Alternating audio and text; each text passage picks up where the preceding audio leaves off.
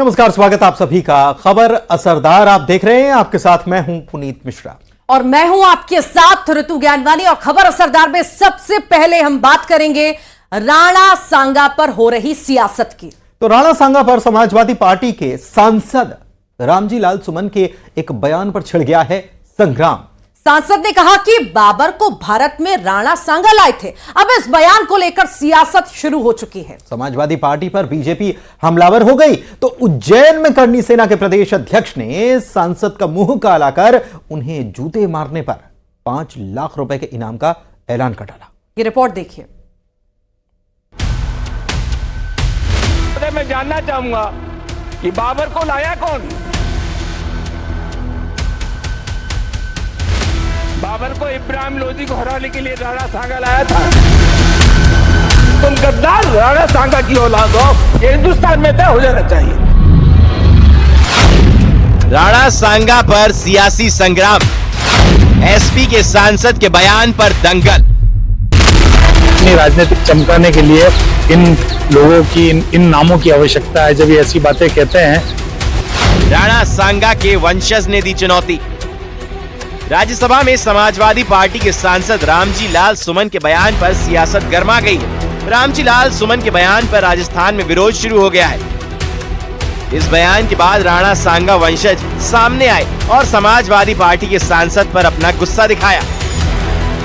वो कह रहे हैं इतना बड़ा नेता बना रहे हैं। वो बाबर खुद बयाना में राणा सांगा से हारा था, तो राणा सांगा को किसी की जरूरत नहीं थी। उस समय तो हिंदुस्तान में वही छाए हुए थे। मुझे ऐसा लगता है कि इनको सबको अपनी राजनीतिक चमकाने के लिए इन लोगों की इन नामों की आवश्यकता है। जब ये ऐसी बातें कहते हैं तो ऑटोमेटिक फेमस हो जाते हैं। मुख्यमंत्री भजनलाल शर्मा ने समाजवादी पार्टी के सांसद के बयान को निम्न स्तरीय बयान करार दिया है और अखिलेश यादव से माफी की मांग की है। चौतरफा हमलों के बीच समाजवादी पार्टी की तरफ से सफाई सामने आई है।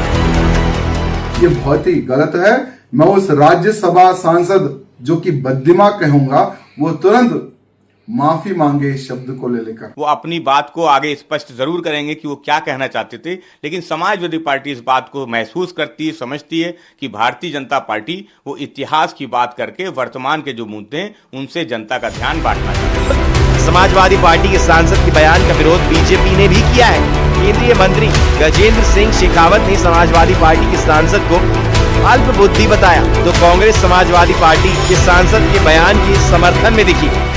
भारत के इतिहास की समीक्षा करने वाले आने वाले आज नहीं 1000 साल तक जब कभी भी समीक्षा करेंगे तो कभी बाबर और सांगा दोनों को तुलना करके एक पलड़े में नहीं रख पाएंगे। कुछ तुच्छ बुद्धि और छोटे हृदय के लोग इस तरह के अपने जो है चर्चाएं करते हैं। मुझे लगता है कि इन चर्चाओं के लिए कोई गुंजाइश भी नहीं है। निश्चित तौर से यह भी इतिहास का एक पन्ना है कि बाबर को राणा सांगा ने बुलाया था। औरंगजेब के साथ क्या करना है क्या नहीं करना, इससे भारत के मुसलमान का कोई वास्ता नहीं। अब आपको सुनाते हैं कि समाजवादी पार्टी के सांसद ने राणा सांगा पर क्या बयान दिया था। कि बाबर का डीएनए मुसलमान में है। हिंदुस्तान का मुसलमान तो बाबर को अपना आदर्श मानता नहीं है, वो तो मोहम्मद साहब को अपना आदर्श मानता है, सूफी संतों की परंपरा को अपना आदर्श मानता है। लेकिन सभापति महोदय, मैं जानना चाहूंगा कि बाबर को लाया कौन? बाबर को इब्राहिम लोदी को हराने के लिए राणा सांगा लाया था। तो मुसलमान तो बाबर की औलाद हैं और तुम गद्दार राणा सांगा की औलाद हो, ये हिंदुस्तान में तय हो जाना चाहिए। अगर बाबर की तो आलोचना करते हैं, राणा सांगा की आलोचना नहीं करते। राणा सांगा पर एसपी सांसद के बयान से एमपी में भी बवाल मच गया है। करणी सेना ने सपा सांसद का विरोध करते हुए कहा है कि महाराणा सांगा जैसे महापुरुष का अपमान करना बिल्कुल बर्दाश्त नहीं किया जाएगा। ऐसे लोगों को देश में रहने का हक नहीं है। करणी सेना ने तो सांसद का मुंह काला कर उन्हें जूते मारने पर 5 लाख रुपए के इनाम का ऐलान कर दिया है। तो वहीं बीजेपी ने भी निशाना साधा है। जो भी महानुभाव इसमें इसका मुंह काला करके और जूते मारेंगे, उसे श्री राष्ट्रीय राजपूत करणी सेना के द्वारा 5 लाख रुपए के इनाम से पुरस्कृत किया जाएगा और उनका सम्मान करा जाएगा। देखिए, जिस पार्टी के राष्ट्रीय अध्यक्ष के घर के नाम की प्रेरणा टीपू सुल्तान के नाम से ली गई हो, उसके सांसद की ऐसी बयानबाजी कोई अनोखी बात नहीं है। कांग्रेस पार्टी, इंडी गठबंधन के तमाम समाजवादी पार्टी समेत घटकों ने लगातार इस देश के लिए संघर्ष करने वाले, आताताई शक्तियों से विद्रोह लेने वाले शासकों के प्रति इसी प्रकार की अशिष्टता और इसी प्रकार की अमर्यादित एक सोच का परिचय दिया है, जिसको लेकर के देश की जनता में एक रोष है।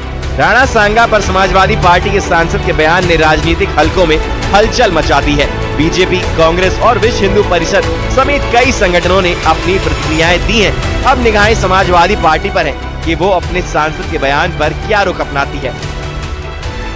Bureau report, news 18।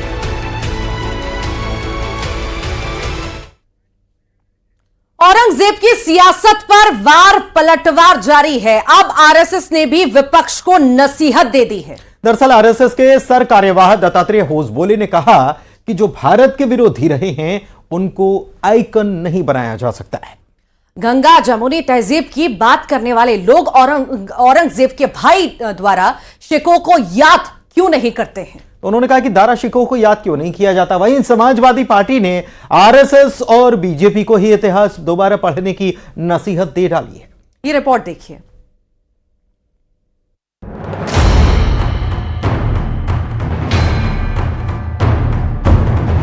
कि जो महान नहीं था उसको महान नहीं इतिहास ने लिखा है, जो महान कार्य थे उनका ही विश्लेषण किया गया है। इंडोनेशिया दुनिया का सबसे बड़ा मुस्लिम बाहुल्य देश है और उनका ये बयान भारत के अंदर विदेशी आक्रांताओं को अपना आदर्श मानने वाले लोगों की आंखों को खोलने वाला होना चाहिए। औरंगजेब पर छिड़े घमासान के बीच आरएसएस के सर कार्यवाह दत्तात्रेय होसबोले ने औरंगजेब का समर्थन करने वालों पर करारा प्रहार किया है। उन्होंने कहा कि कुछ लोगों ने दारा शिकोह की जगह औरंगजेब को अपना आदर्श मान लिया, जबकि ऐसा नहीं होना चाहिए था।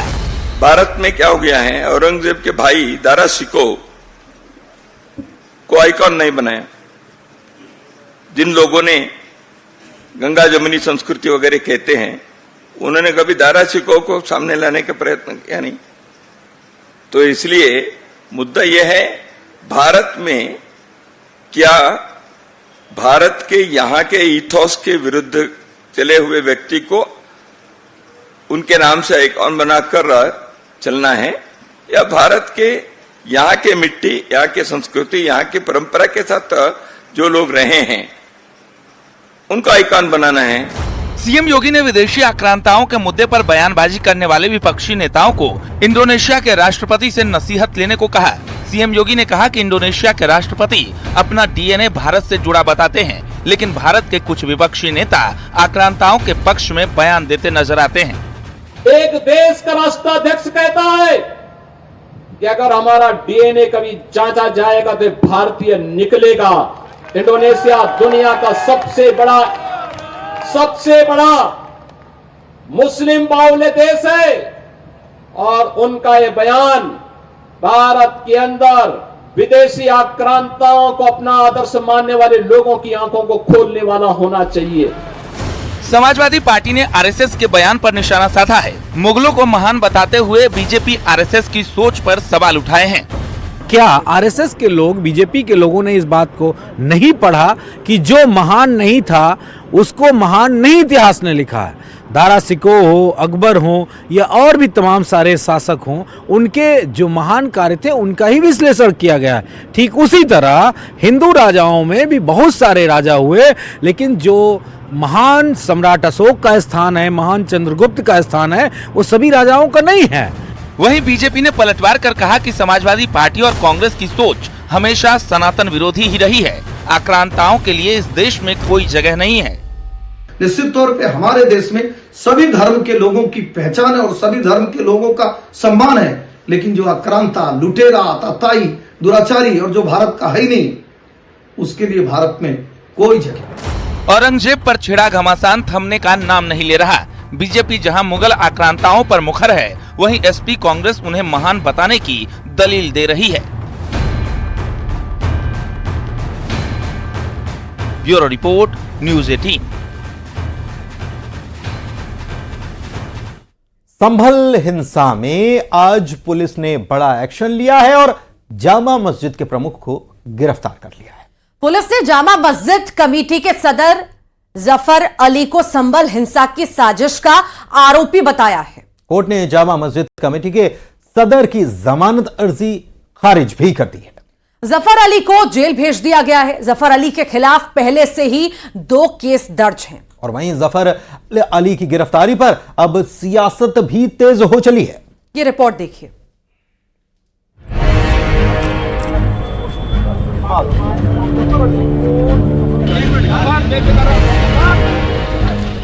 संभल जामा मस्जिद कमेटी के सदर जफर अली को गिरफ्तार कर लिया गया है। पुलिस ने 24 नवंबर को हुई हिंसा के मामले में जफर अली से पूछताछ की, उसके बाद उन्हें गिरफ्तार कर लिया। जी उनकी पोल जो खोल दी पुलिस वालों की, क्यों आपको क्यों लगता है कि छुट्टा फंसाया गया? मैंने उनकी सच्चाई बता दी ना। एडवोकेट जफर अली संभल की जामा मस्जिद के प्रमुख हैं। सीओ अनुज चौधरी ने बताया कि शांति व्यवस्था के लिए इलाके में भारी पुलिस फोर्स तैनात है। पूर्व से ही ड्यूटियां लगाई गई हैं पहले से ही, तो जैसे पहले से लगती है उसी तरह से आज भी ड्यूटी लगाई, कोई विशेष वो नहीं है, क्योंकि शांति व्यवस्था के लिए पर्याप्त फोर्स पहले भी लगा हुआ था, अब भी है और शांति पूरी तरह से शांति है। पूछताछ के बाद जामा मस्जिद सदर जफर अली को गिरफ्तार कर लिया गया। वहीं जिस गाड़ी में जफर अली को पुलिस बैठा कर ले गई है, उस गाड़ी के साथ लोगों ने प्रदर्शन करते हुए नारेबाजी की। साथ ही संभल पुलिस के खिलाफ नारेबाजी करते हुए गाड़ी के पीछे भागे। उसमें आज जफर अली जो यहाँ पे जामा मस्जिद के सदर हैं, उनको गिरफ्तार करके जेल भेजा गया है। उनको कल देर रात्रि भी हिरासत में पूछताछ की गई थी, फिर उनको छोड़ दिया गया था अपने धार्मिक क्रियाकलाप करने के लिए, और उसके बाद में आज प्रातः उनसे दोबारा पूछताछ के लिए बुलाया गया और पूछताछ के बाद में उनको गिरफ्तार किया गया। जफर अली का भी कहना है कि संभल में 24 नवंबर को हुई हिंसा से उनका कोई लेना देना नहीं है, पुलिस बेवजह परेशान कर रही है। जफर अली के भाई का कहना है कि संभल में 24 नवंबर को हुई हिंसा से उनका कोई लेना देना नहीं है, पुलिस बेवजह परेशान कर रही है। और क्योंकि उन्हें चुनाव उसमें जो है आयोग के समक्ष कल को बयान देना था, इसी वजह से वो जानबूझकर तो उन्हें जो है जेल भेज रहे हैं। कोई बात नहीं, वो जो उन्होंने जो पीसी में बयान दिया था उससे नहीं हटेंगे। पीसी में बयान दिया था कि पुलिस ने गोली चलाई, वो बयान देंगे पीसी में गोली चलाई है, पुलिस ने ये गोली चलाई थी, पुलिस की गोली से ये लोग मारे गए थे। बीजेपी का कहना है कि संभल में पुलिस प्रशासन की तरफ से कानून व्यवस्था को बेहतर बनाने के लिए एक्शन हो रहा है। ऐसे में लोगों को सहयोग करना चाहिए, न कि विरोध। उनकी एक जरा सी चूक ने पिछले दिनों के हालात कर दिए थे। पथराव हुआ, पुलिस से सीधी मुठभेड़ करने की स्थिति में लोग आ गए और उसका नतीजा ये हुआ कि वहाँ फायरिंग हुई और कई लोग हताहत हुए। ऐसे में जिम्मेदार लोगों को कानून व्यवस्था बनाने के लिए प्रशासन का सहयोग करना चाहिए और जो आने वाले त्यौहार हैं उन्हें पूरी गंभीरता से, पूरी शांतिपूर्वक और पूरे सद्भाव के रूप में मनाने के लिए प्रशासन का पूरा सहयोग करें, न कि टकराव की स्थिति उत्पन्न करें। संभल में पुलिस ने सुरक्षा सख्त कर दी है और पुलिस सड़कों पर मार्च कर रही है। पुलिस का कहना है कि संभल में सुरक्षा चाक चौबंद है। Bureau report, news 18। बिहार के मुख्यमंत्री नीतीश कुमार की इफ्तार पार्टी का इस बार मुस्लिम संगठनों ने बायकॉट कर दिया है। वक्फ संशोधन बिल के मुद्दे पर जमीयत उलेमाए हिंद और इमारत शरिया ने इसका विरोध दर्ज कराया है। एक खुली चिट्ठी के जरिए इफ्तार, ईद मिलन और दूसरे कार्यक्रमों का भी बहिष्कार करने का फैसला किया है। रिपोर्ट देखिए जरा।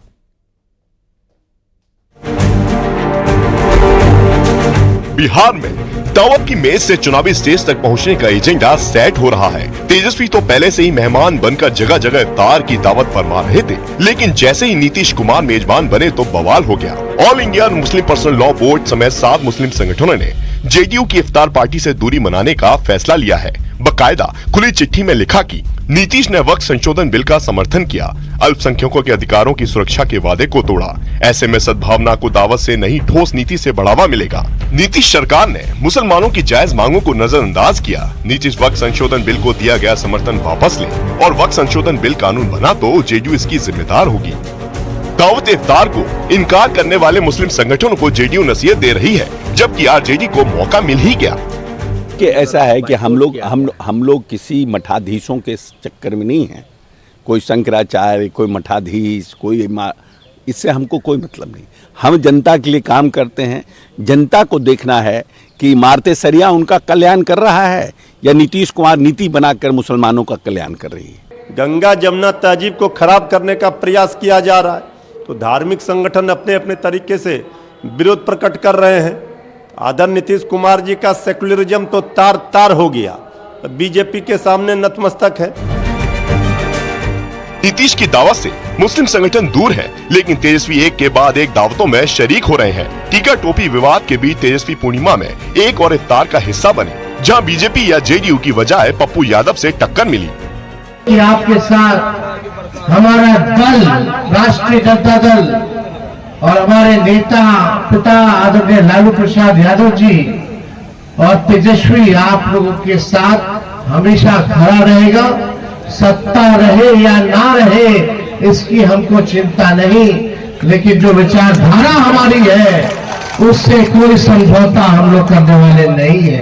हिंदुस्तान के बाद कितने बार कौन कौन लोग जब चुनाव मौसम आता है तो सभी तरह के पर्व लोगों को याद आ जाता है। चुनाव खत्म होते ही लोग भूल जाएंगे दीपावली, होली, रामनवमी, भूल जाएंगे लोग छठ, भूल जाएंगे रोजा। कभी सीमांचल में आप सुने थे कभी कोई रोजेदार बाहर से आके करता है, चुनाव नहीं हो तो कोई ना आवे। इफ्तार की दावतों के बीच बीजेपी लगातार टीका टोपी विवाद के बहाने तेजस्वी को घेर रही है। यार हमको इस सबसे कोई लेना देना नहीं है, जिसको रखना है रखे। तेजस्वी की तरह मन हो टिक्का मिटा दे, टोपी पहने, जिसको मन हो तो करे। इफ्तार को सियासी तौर पर भुनाने की कोशिश सालों से होती रही है, लेकिन लगता है बीजेपी के साथ ने इस बार नीतीश की इफ्तार की तस्वीर बदल दी है। छत्तीसगढ़ में बीएड सहायक शिक्षकों का प्रदर्शन लगातार जारी है और इसके 100 दिन पूरे हो चुके हैं। लंबे समय से नौकरी की बहाली की मांग कर रहे हैं और इसी को लेकर सहायक शिक्षक प्रदर्शन कर रहे हैं। शिक्षकों ने भगत सिंह, राजगुरु और सुखदेव की वेशभूषा में रैली भी निकाली। रिपोर्ट देखिए।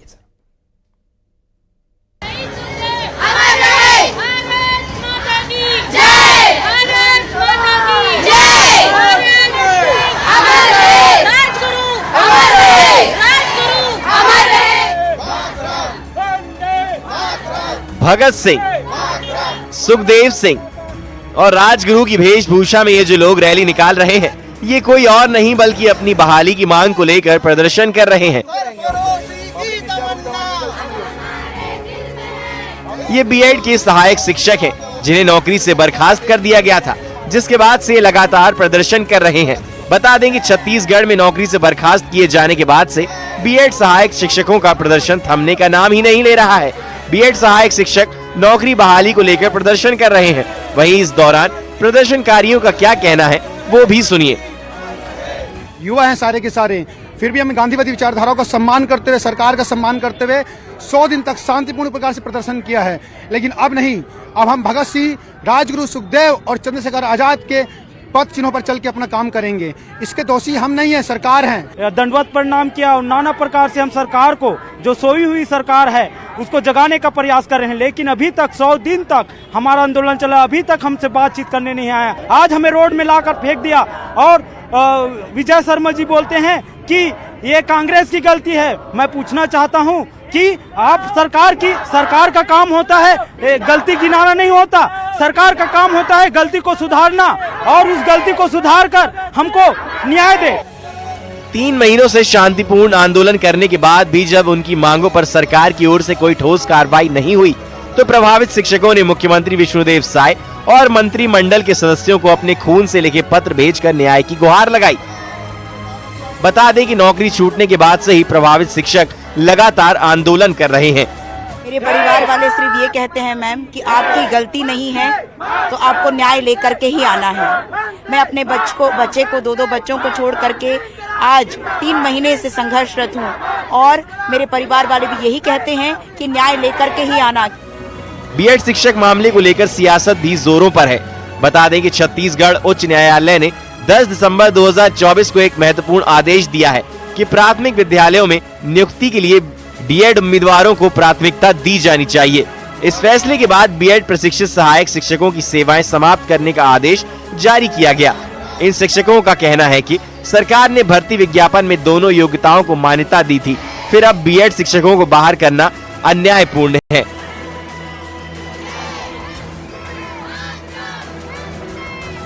Bureau report, news 18।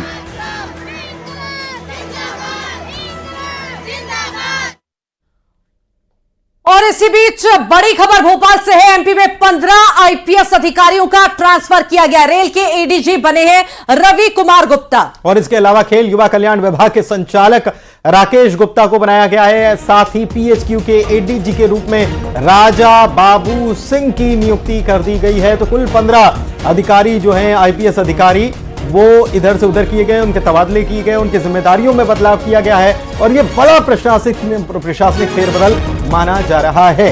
तो वहीं अगर रीवा की बात करें तो रीवा जोन के आईजी बने हैं गौरव राजपूत। लोकायुक्त के प्रभारी महानिदेशक बने हैं योगेश देशमुख। तो ये बड़ा बदलाव किया गया है। 15 आईपीएस अधिकारियों का ट्रांसफर किया गया है, इधर से उधर इन्हें ट्रांसफर किया गया है। तो ये प्रशासनिक फेरबदल ये लगातार चलता रहता है। और इसी बीच 15 आईपीएस अधिकारियों का ट्रांसफर। रेल के एडीजी रवि कुमार गुप्ता बनाए गए हैं। खेल युवा कल्याण के विभाग के संचालक राकेश गुप्ता बनाए गए हैं। शिवकांत हमारे सहयोगी हमारे साथ फोन लाइन पर जुड़े हुए हैं, उनसे बात करते हैं। शिवकांत, 15 आईपीएस अधिकारियों का तबादला, एक बड़ी लिस्ट आ गई, क्या मायने इस लिस्ट के? जी हाँ, बिल्कुल पुनीत, 15 आईपीएस के तबादले हुए हैं। सबसे बड़ी बात यह लोकायुक्त से जयदीप प्रसाद का तबादला कर दिया गया है और उनके जगह पर योगेश देशमुख को अब प्रभार दिया गया है लोकायुक्त का। इसके साथ ही आर के गुप्ता को एडीजी रेल बनाया गया है। संजीव समी एडीजी टेलीकॉम होंगे। एक प्रकार से देखा जा सकता है ये बड़ा बदलाव है और प्रशासनिक जो है कसावट लगातार जारी है सरकार की। सबसे बड़ा मामला तो लोकायुक्त को देखते आ रहा है, जहां पर कई बार अभी कार्रवाई भी लगातार चल रही है। इसको देखकर कहीं ना कहीं ये कह सकते हैं हम कि जहां जहां भी लूप हॉल्स दिखाई दे रहे हैं सरकार को, वहां पर मजबूती करने का काम कर रही है। दूसरा, चंचल शेखर को एडीजी ऐसे अब बनाया गया है। जगदीश प्रसाद को लोकायुक्त से हटाकर एडीजी एससीआरबी बनाया गया है। जी, और चंबल से भी राजा बाबू सिंह को ले आए हैं वो। बहुत शुक्रिया आपका इस खबर पर जानकारी देने के लिए। जस्टिस यशवंत वर्मा कैश कांड मामले में रोजाना नए खुलासे होते जा रहे हैं। घर में लगी आग से जुड़ा वीडियो सामने आने के बाद इस कांड में कोहराम मचा है। रिपोर्ट दिखाते हैं आपको।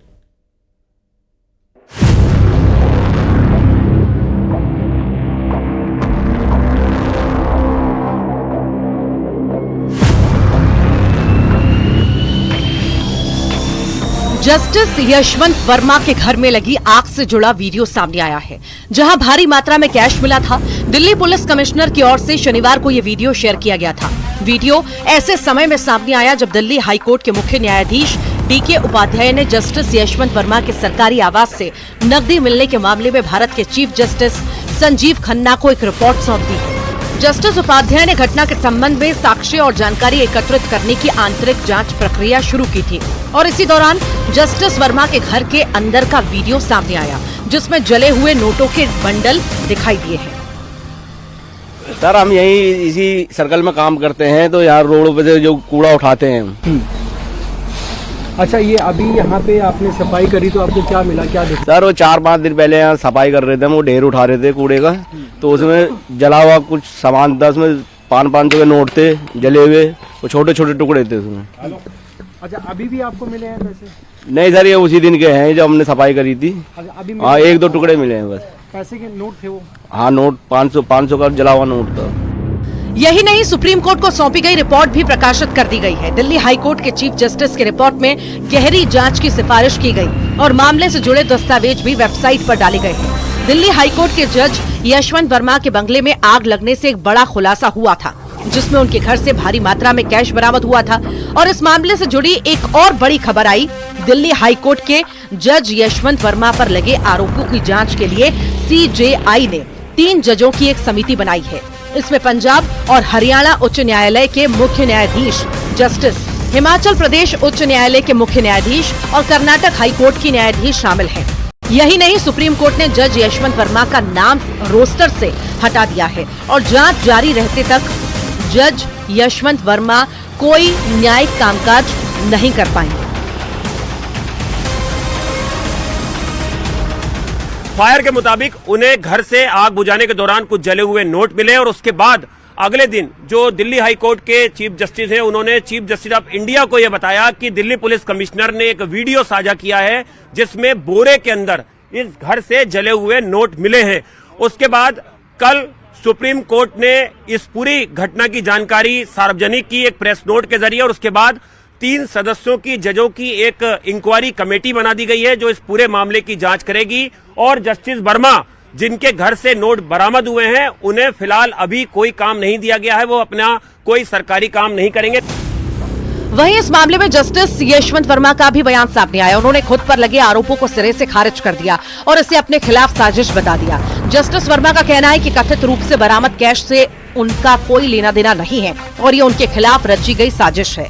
जस्टिस यशवंत वर्मा के इन दलीलों को दिल्ली हाई कोर्ट के चीफ जस्टिस DK उपाध्याय ने खारिज किया है और आग की घटना के अगले दिन मलबा हटाए जाने को चिंताजनक बताया है। सुप्रीम कोर्ट और दिल्ली हाई कोर्ट के चीफ जस्टिस ने जस्टिस यशवंत वर्मा से सवाल पूछा है कि 15 मार्च की सुबह पैसा किसने हटाया और इस पूरे मामले को लेकर न्यायपालिका और जांच एजेंसियों की नजरें टिकी हुई हैं। Bureau report, news 18।